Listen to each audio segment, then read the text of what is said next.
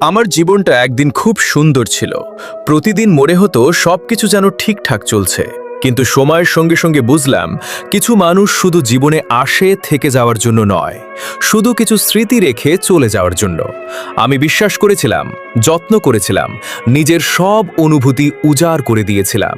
ভেবেছিলাম আমার ভালোবাসার মূল্য একদিন ঠিকই বুঝবে, কিন্তু শেষ পর্যন্ত আমার ভাগ্যে রয়ে গেল শুধু নীরবতা আর অসংখ্য না বলা কথা। আজও রাত গভীর হলে আমার মন পুরনো স্মৃতির দরজায় কড়া নাড়ে। চোখের কোণে জমে থাকা অশ্রু যেন আমাকে মনে করিয়ে দেয় কিছু কষ্ট কখনো ভাষায় প্রকাশ করা যায় না। হাসি মুখে সবাইকে দেখালেও ভেতরে ভেতরে আমি প্রতিদিন একটু একটু করে ভেঙে পড়ি। তবুও আমি কাউকে দোষ দিই না, কারণ ভালোবাসা কখনো জোর করে পাওয়া যায় না। যে চলে যেতে চায় তাকে ধরে রাখা যায় না।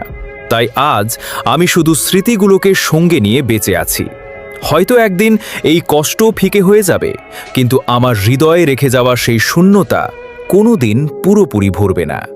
জীবন আমাকে শিখিয়েছে সব গল্পের শেষটা সুখের হয় না।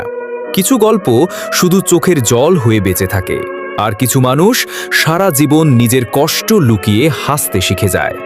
কষ্ট করে গল্প লিখে সবাই লাইক, সাবস্ক্রাইব করবেন।